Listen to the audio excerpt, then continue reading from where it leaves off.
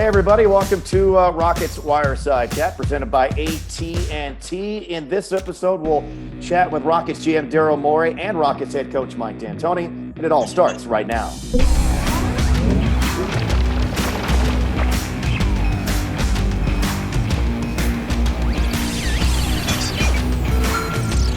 Proud to be joined here on our initial Wireside Chat during the pandemic quarantine here by Rockets head coach Mike D'Antoni and Rockets GM Daryl Morey. Gentlemen, great to see you.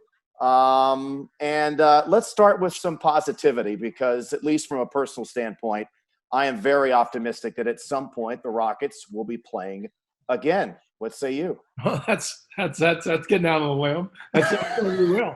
But I'm not putting any dates. I'm not putting any dates than out later. there.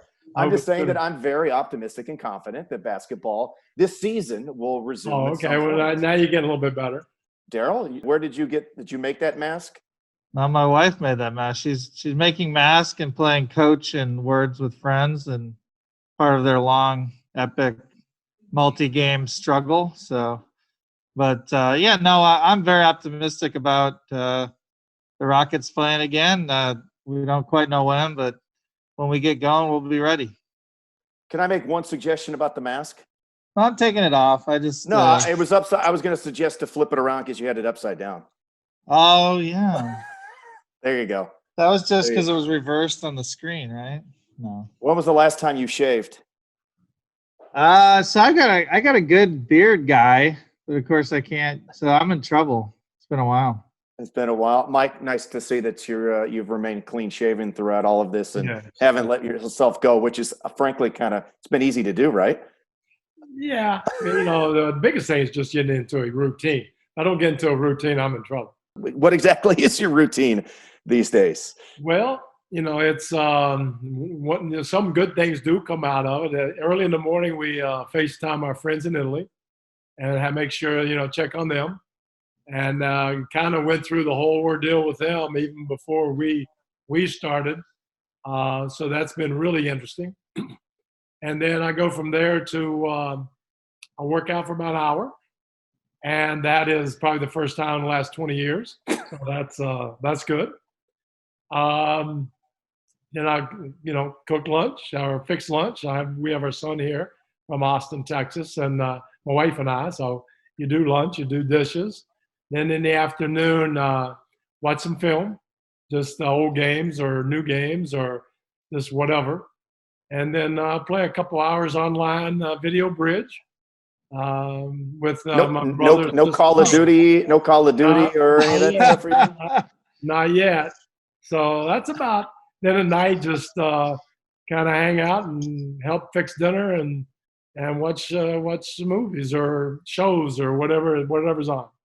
Where do you play bridge? Where do you play bridge, Coach? I'm curious. It's called Bridge Online, and it's great. Yeah, it's great. It's been a while since you got all the conventions memorized again, and my brother and I play together, so I kind of speak his. We kind of know what we're talking about, which nobody else would. But my sister and her partner are really good. They usually kick our rears, but we're getting better. Nice. Do you drink a scotch when you're playing bridge? Because doesn't that go hand in hand? Well, a little scotch and cigar, and then we go get my slippers on, and we're good. Daryl, what about you? What is your daily routine like these days? Yeah, so I usually get the morning walk in. So as I play like human Frogger as we try to dodge everyone out there when we go out. But we've got a good path no one else knows about. I can't reveal it on here, or otherwise it'll get crowded. But we got a good path in the morning, and then it's been in terms of the Rockets, it's been mostly video in terms of looking at when we do restart. We think it's going to be rapid. There's not going to be the normal breaks between the season and the off season, so we're having to do all our free agency prep, potential trade prep. The draft, we don't know when that will be. It's probably going to be right after whatever season we have and it ends. So it's going to be when we do restart, it's going to be very accelerated. So we sort of need all the planning done up front. Has the league? I mean, you mentioned everything's still up in the air. Have they? Is it still too early for the league to give any sort of direction as to where things might go? I know Adam Silver. They're giving us directions, mostly all the things we can't do, and the lawyers come up with new ideas of things we can't do every few days. But I would say, they're doing that for a reason. Make sure everyone's safe, the players, even draft prospects, which was the latest memo. But I know I was on a GM call. I know Coach has been on some calls with the coaches, the top coaches in the league, and we're all trying to submit ideas, give it to the league, and the league I know is working 24/7 on different restart ideas. And one of the things they say we can't do is talk about them, but they're working on them, and I think they're going to come up with the right plan when the time comes.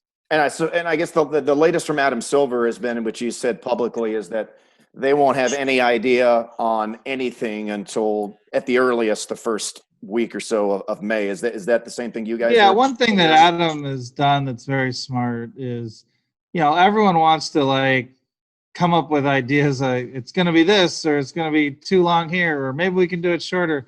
And the reality is, we're learning so much about this virus that changes every day. How much it distributes, how different treatments that might work, which I'm optimistic about treatments and vaccines coming along quicker than people think, but we don't know. I mean, just because I'm optimistic doesn't do anything. It actually needs to happen, and there seems to be a lot of good work happening there. But Adam is very smart. He's saying, look, we're not going to make any decisions now because all the data that's coming in from different countries, from the U.S., from doctors, from scientists, all that's going to inform how we do this, and to make big statements now about how we're going to do it would be a mistake. So, Mike, with all that said, how do you attempt to keep the players prepared in the event that there is a restart to the season? Well, we have most NBA players are self-motivated anyway, and they like to work out, and they'll find ways to do that no matter what, obviously by themselves. But I think the biggest challenge for a player is when, some negative news comes out or where we are, and you keep working out to keep your ability to be able to go forward and get through it and know that at the other end, we're going to be playing basketball. So it's just trying to find different ways to stay motivated. We check in regularly, and you always hear great news. I've worked out 6 times this week. Yeah, right. Knowing who says it. You got to put it in perspective. That could be like 3.5 times. So it's, but they'll be ready because they always are. And then I'm sure there'll be a run-up period that give guys even more of a chance to get ready. So just right now, just stay sane, stay safe, keep your family safe, and do the best you can do. This is the Rockets Wireside Chat presented by AT&T. How much of a role does the medical staff play in times like this? Keith and Jason and Javar and Willie. I imagine these guys are probably, to use a lack of another phrase, on the front line of making sure that these guys are up to speed, working out, staying prepared. How important has their role been during this, again, these strange times? Yeah, they take over. In the sense, this is in their area of expertise and trying to get guys and being sure they stay on them, stay in contact, motivate them, and just check in with them, especially guys that have little nagging injuries, getting over those and make sure they're doing the right thing. But they're all over. We got one of the best staffs in the league, without a doubt. And Javar does an incredible job with the training. And John Lucas does a great job with the individual training, which, whether it's by Zoom or however they talk.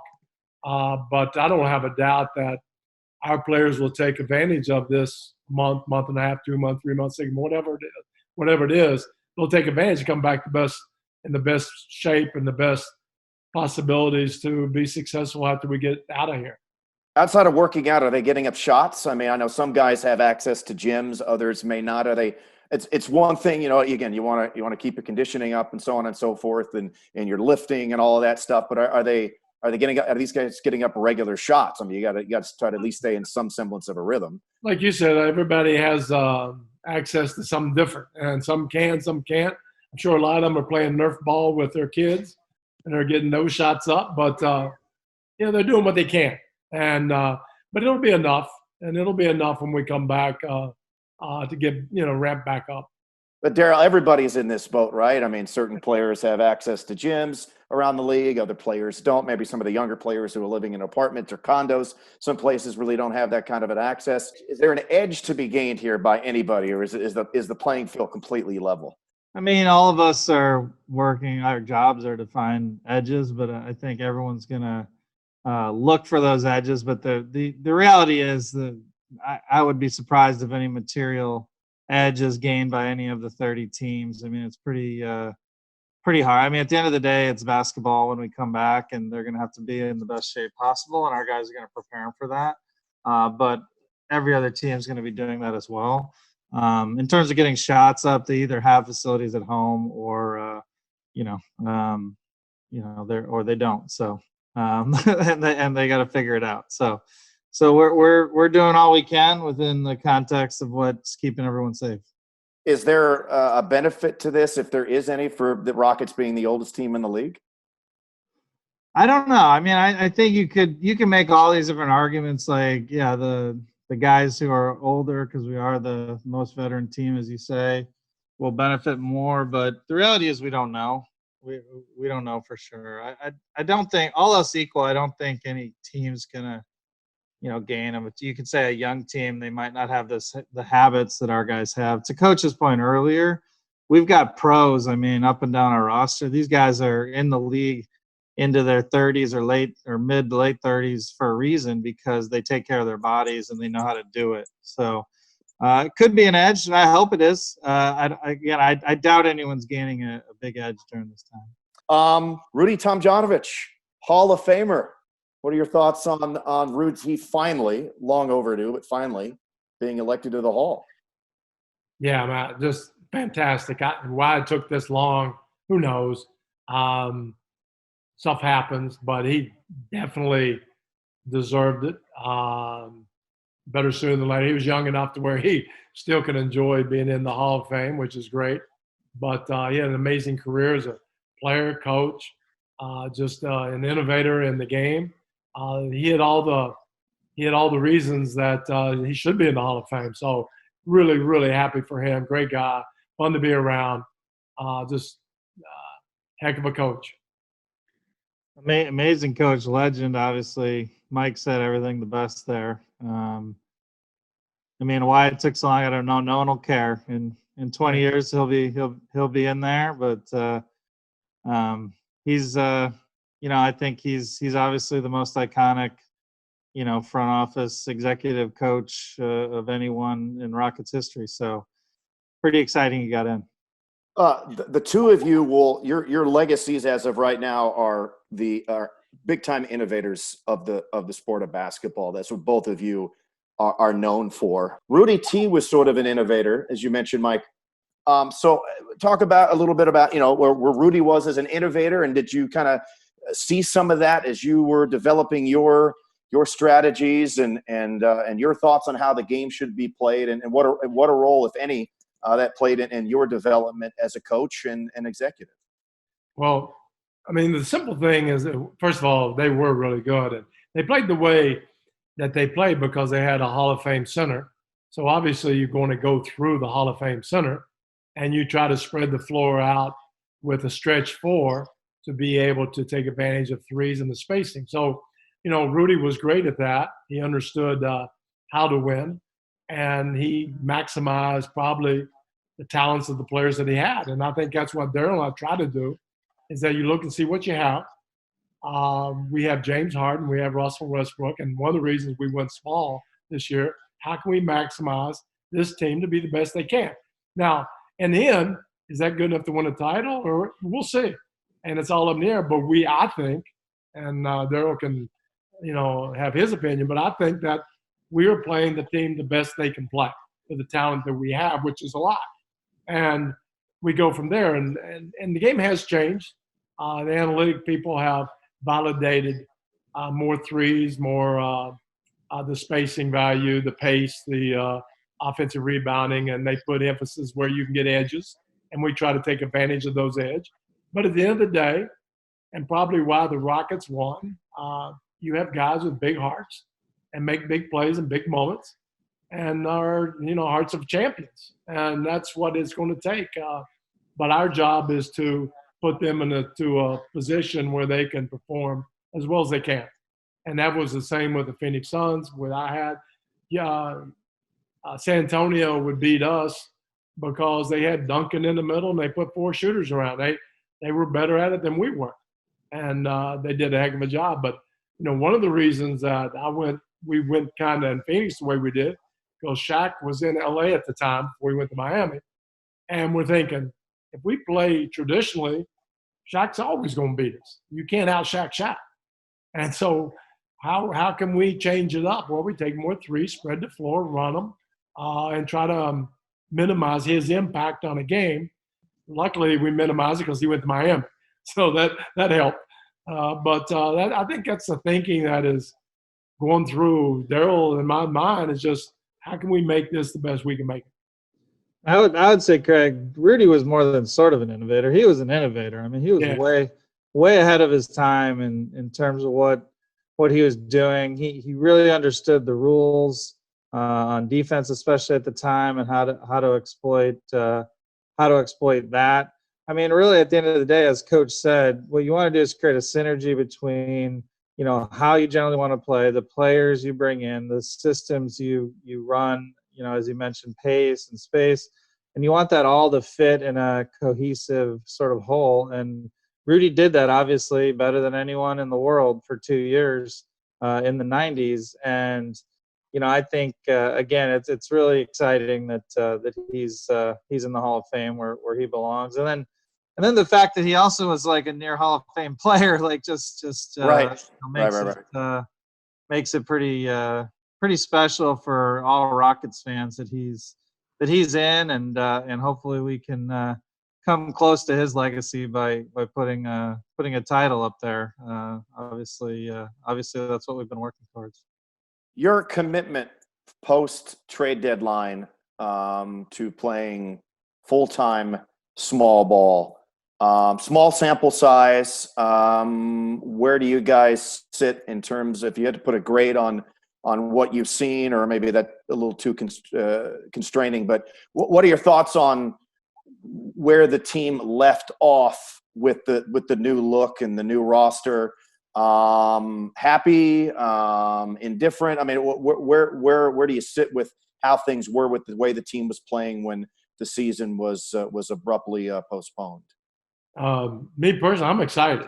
I'm excited about what we can do, and it would be really good if we didn't just kick some games like at New York and then back home, and the Clippers beat us. We didn't shoot the ball well at all, and that will happen.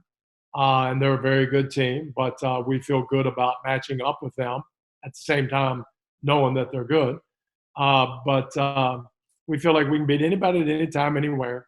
And now can we just put it together and, like I said, come down and constantly do the right thing, make the right play, make shots and all that to be a champion. And I think we can. And some of the luck has to play in part of it. But, again, it's an incomplete right now because I think we're in a good spot, and it's going to be up to us to get over the hump. And I think we can. Yeah, I'd say we obviously were playing real well.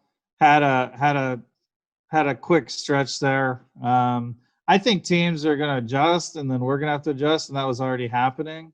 And I think that's exciting too. It sort of gets the juices flowing when teams try different things against the lineup we're throwing at them, and then we find wrinkles on top of that. So it'll continue to be a chess match down the stretch. But I really like the pieces we have out there, and I like our coaching staff has a great ability of finding ways to whatever they throw at us, our coaching staff's going to find a way to attack it back. So it's I was really enjoying all the games, except when we ended in a loss here and there. But we played very well, playing small.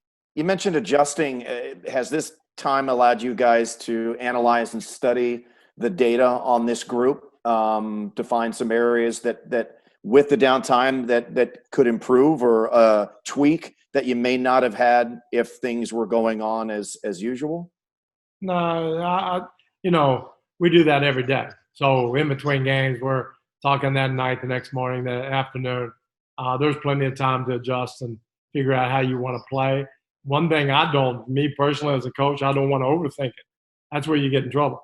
And sometimes it's better to your gut at first, your first impressions, and more you dive into things. Oh, I'll do this, or I'll tweak that, or I'll help over here. And it's almost like you overthink it, and I don't think that's beneficial. So we know how we want to play, and we'll see what other teams continue to do against us. But we're ready to attack anybody. As we begin our wrap up here, you guys mentioned your great fun daily routines. By the way, I've been dabbling in cryptocurrency, so there's that. Keep your day job, Craig. I know. Trust me, I need to keep my day job. It's a pretty volatile situation. Anyhow, any recommendations? A lot of people doing a lot of TV watching. You guys, I still have not caught Tiger King yet. Have you guys watched that yet? Or no? Are you planning Tiger on? King is all-time great TV. Did you see it? Did you see it? Have you seen it? Oh yeah. Is that tongue in cheek, or are you serious? I'm serious. That thing it's one of the best produced documentaries I've ever seen. All right. So Mike, you haven't watched that. Any recommendations? What should I be watching that I haven't already? All in the Family, Mike? What are we talking here? Yeah, right, exactly. We're into Expanse. Oh. It's sci-fi, which is my son really, really likes it. So watching that, but just not I've already done the marvelous Miss Maisley and Bosch and all that. So those are all good. I've heard Expanse is good. I might try that. Yeah, I enjoy it. You get caught up in the characters and stuff, so it's good. 4 seasons of it, so it lasts a long time. Any recipe ideas? Because again, we're all basically stuck at home. So watching TV, doing way too much eating, and doing dishes are basically our daily routines. So any recipe ideas for the people out there? Maybe you guys could I'm put together big on avocado toast, which I never had before, and now I can make some good avocado toast. Good on the grilled cheese sandwiches. My wife cooks at night. She does obviously pasta. It's coming out our ears, so we do that every night. But things are good. SpaghettiOs, mac and cheese. There you go. There you go. Real high. Our nutrition staff has been recommending. You're throwing back some ramen too, I'm assuming, right? Well, again, we'll end on this last topic here. Is my optimism, is it warranted? I mean, should we? Do you think? I mean, do you honestly in your gut? Do you have a gut feeling? Do you think that? I don't mean to put you on the spot, but do you think that there might be a chance that we could get going again? Because at least from my personal perspective, I desperately want to see the Rockets in the NBA playing basketball again, and I don't know what that means. I don't know what form that will take, but I desperately would love to see the NBA back in action. We'll be back in action sometime. Whole country will be back in action sometime, but who knows? But just hang in there and keep your spirits up, and it'll happen. Yeah, I'm optimistic. I think there's going to be treatments that they're going to figure out. We need to get either a treatment, some sort of herd immunity, a vaccine. I love all the stuff that's being done to accelerate the vaccine development. I'm pretty optimistic in general, but we're going to have to get some things are going to have to come online that are going to help get us through this, and I do feel like those will come. Well, guys, I do appreciate it. Again, a little window into our own personal worlds here. Again, which is interesting to me. Maybe not to the average Joe, but it is interesting to me. So I appreciate it. Stay safe and healthy, and that goes the same for everybody out there watching. And again, I am going to remain as optimistic as any person is out there that at some point, we will turn the corner and return to some sort of normalcy sooner rather than later. So I'm sticking by that. I'm going to stay optimistic, and I very much look forward to seeing both of you in person, maybe still 6 feet apart at that point, but in person. So I appreciate the time, and I look forward to seeing both of you very, very soon. Thanks, guys. Stay safe. Thanks, Craig. Go Rockets. See you guys. Thank you. All right. That's it. All done. Episode over. Thank you so much for watching. Please subscribe now to get all things Rockets delivered right to you, and we'll chat with you next time.